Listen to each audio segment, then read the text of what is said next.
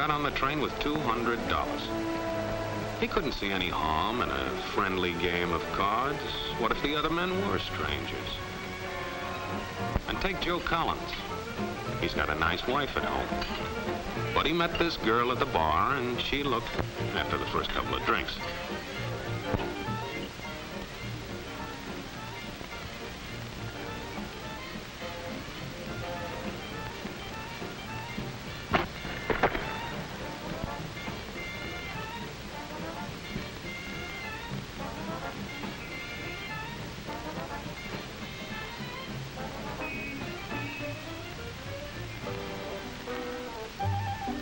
There's a good old-fashioned word for people like us.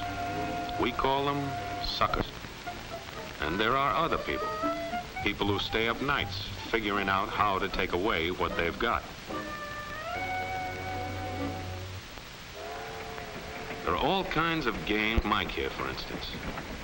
He's got everything in me. He's young, he's healthy, got a job. And he's got plenty of food. Big factories to make things a man can use. Big cities to do the business of a big company. And people, lots of people. Enough to work the farm and build the factories, dig the mines, run the business. All kinds of people. People from different countries with different religions, different colored skins. Free people. They can live together and work together and build America together because they're free. Free to vote, to say what they please, go to their own churches, to pick their own jobs. Yeah, Mike's got something, all right. He's got America. But there are guys who stay up nights figuring out how to take that away from him. I happen to know the facts. Now, friends, I'm just an average American. But I'm an American. And some of the things I see in this country of ours make my blood boil. I see people with foreign money. I see Negroes holding jobs that belong to me and you. Now, I ask you, if we allow this thing to go on, what's going to become of us real Americans? I've heard this kind of talk before, but I never expected to hear it in America. This fellow seems to know what he's talking about. What are we real Americans going to do about it? You'll find it right here in this little pamphlet. The truth about Negroes and foreigners. The truth about the Catholic Church. But do you believe in that kind of talk? I don't know, makes pretty good sense to me. And I tell you, friends, we'll never be able to call this country our own until it's a country without. Without what? Yeah, without what? Without Negroes. Without alien foreigners. Without Catholics. Without Freemasons. You know these people. What's wrong with the Masons? I'm a Mason. Hey, that fellow's talking about me. And that makes a difference, doesn't it? These are your enemies. These are the people who are trying to take over our country. Now you know them. You know what they stand for. And it's up to you and me to fight them. Fight them and destroy them before they destroy us. Thank you.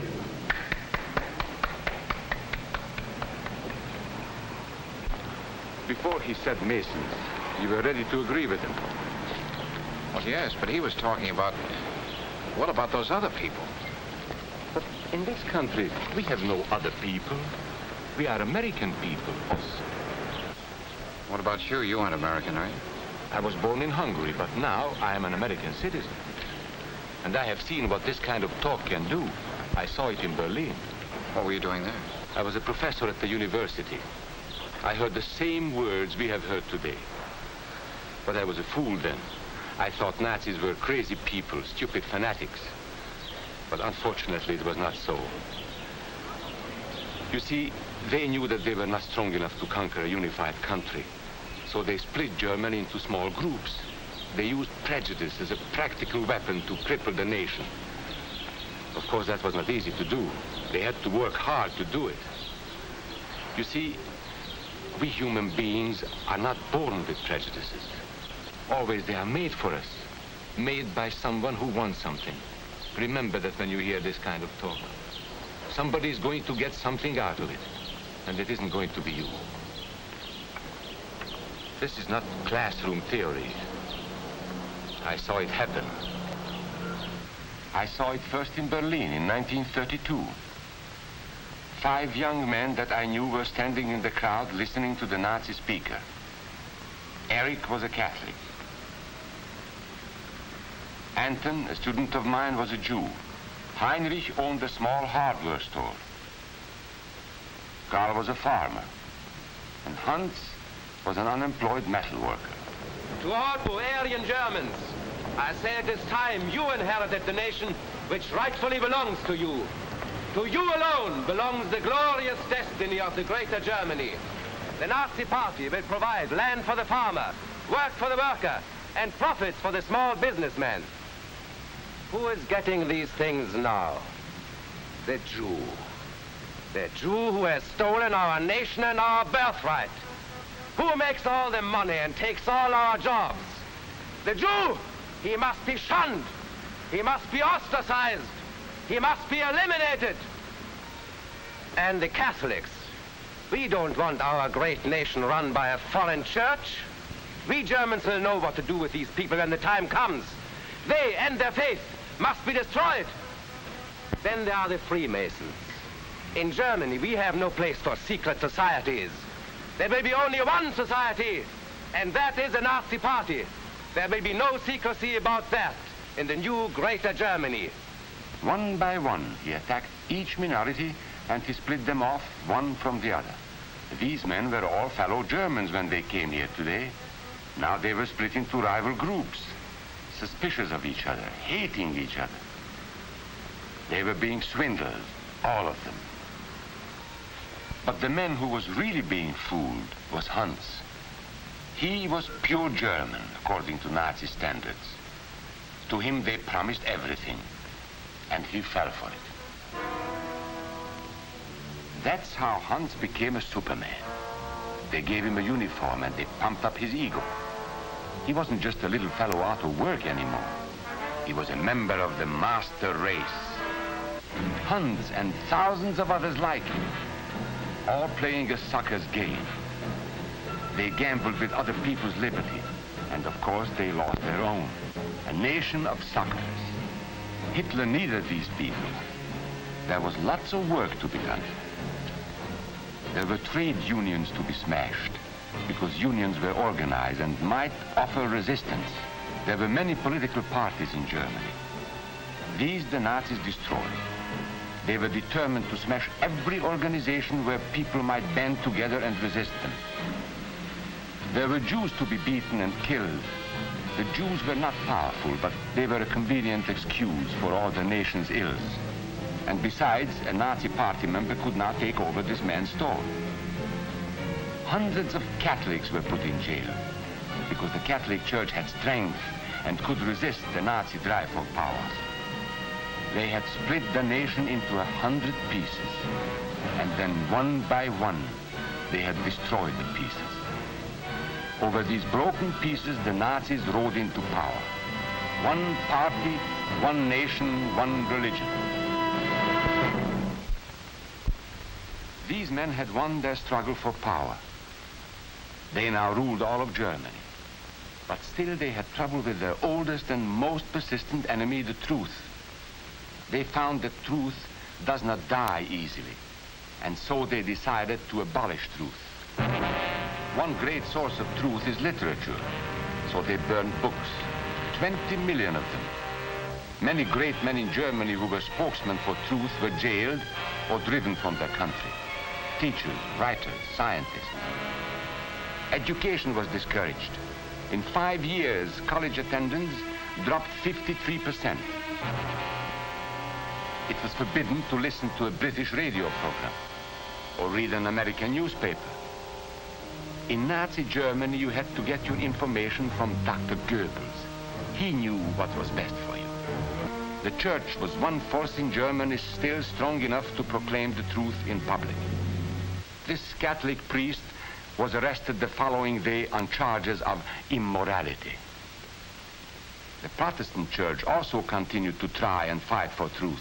The Nazis put this man in a concentration camp. There were others who spoke for truth, and I am proud to say that educators were among them. And what, may I ask, is an Aryan? I don't know myself. But let us see what our present so-called authorities have to say about it. They say he is tall,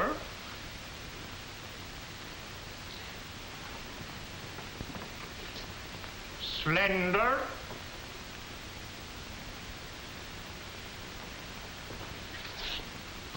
blue-eyed, and blonde. There is no Aryan race.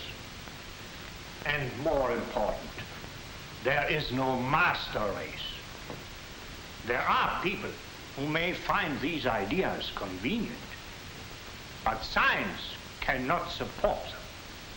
There is no scientific proof that there's any correlation between a man's racial characteristics and his native ability or character. In all racial groups, we find the same range of potentialities. We find idiots and geniuses. We find criminals and philanthropists. We must judge each man as an individual and not by the color of his skin or his eyes or by the length of his nose.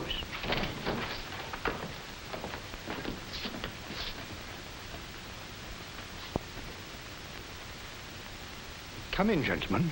It's comfortable. And remember that there is no master race. That is a scientific truth. Anyone who tells you otherwise is lying.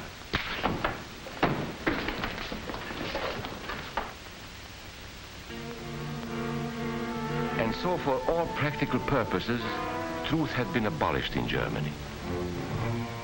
A lot of my German friends wondered what had hit them. How did it happen? Where did it start? It started right here. And this was where it could have been stopped. If those people had stood together, if they had protected each other, they could have resisted the Nazi threat. Together they would have been strong. But once they allowed themselves to be split apart, they were helpless. When that first minority lost out, everybody lost out. They made the mistake of gambling with other people's freedom. Now let's see how those bets paid off. Karl the farmer was gambling on a better life for himself. What he got was extra hours of back-breaking work, as much as 100 hours a week. He was forced to stay on his land and produce what he was told to produce, because now Hitler was preparing for war. For Heinrich, who owned a hardware store, the bet didn't pay off either. 104,000 small businesses were closed in 2 years. And for Hans, conditions hadn't improved any. He had a job now in the munitions factory, but he worked long hours for little pay. The working conditions grew increasingly bad. And even though he didn't like the job, he wasn't permitted to leave it. And when Hitler decided the time was right, Germany went to war. Not by declaring war, but by a carefully prepared sneak attack. Once again, Hitler needed Hans to do his dirty work. Hans was an expert at brutality this time, and Hitler had decided to use Hans and his brutality against other peoples, the Czechs, the Poles, the French, the Russians. But in the crucial test of war, Hitler's race theories didn't pay off. His pure-blooded supermen were defeated by the mongrel armies he despised. By the British at El Alamein.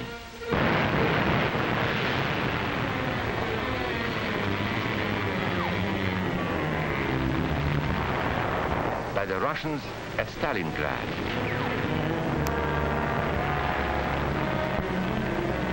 Then on D-Day by American soldiers of every color and religion, who smashed across the Normandy beaches and drove on through to the heart of Germany.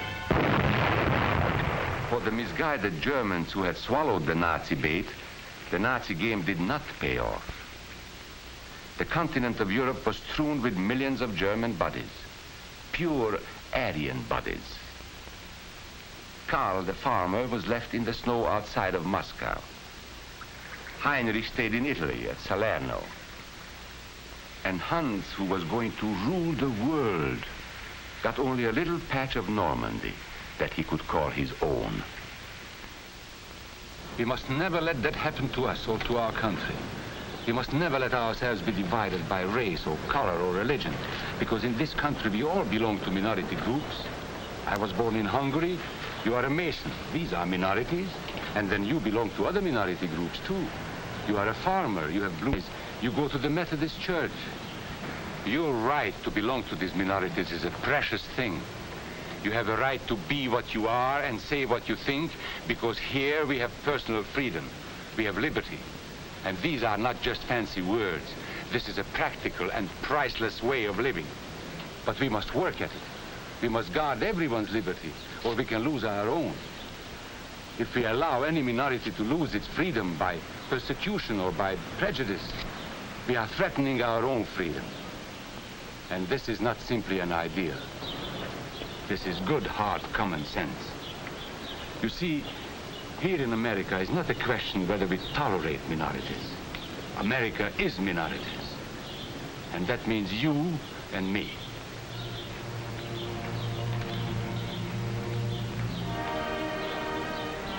So let's not be suckers. We must not allow the freedom or dignity of any man to be threatened by any act or word. Let's be selfish about it. Let's forget about we and they. Let's think about us.